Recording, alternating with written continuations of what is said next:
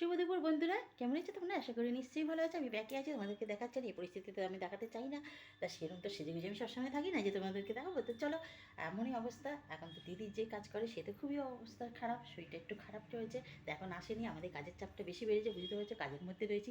চলো তোমাদেরকে দেখাই আমরা কী কী শেয়ার করছি, কী কী রান্না করছি, সবটা শেয়ার করতে চলে এলাম। তাই এই দেখো, আজকে যেহেতু ছুটি আছে একটু সুবিধা, যে ডিনার রেডি করে রাখছি, তরকারি করে রাখবো।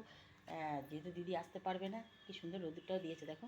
চলো রান্নাঘরে ঢুকে গেলাম, বকবক করতে করতে। কী রান্না করছি সেটাও তোমাদের কাছে শেয়ার করবো। এই জন্য দিদি নেই, বুঝতেই পারছো। এই জন্য সব কাজ নিজের চাপে পড়ে গেছে। তো সব কাজ মোটামুটি তাড়াতাড়ি করে করেই ফেলেছি, তার আর রান্না করাও হয়ে গেছে মোটামুটি। তা আজকে রান্না করেছি আলু সিদ্ধ ভাত, প্রত্যেক দিনই আছে আমাদের। এই দেখো, একটু শাক ভাজা, লাল শাক ভাজা।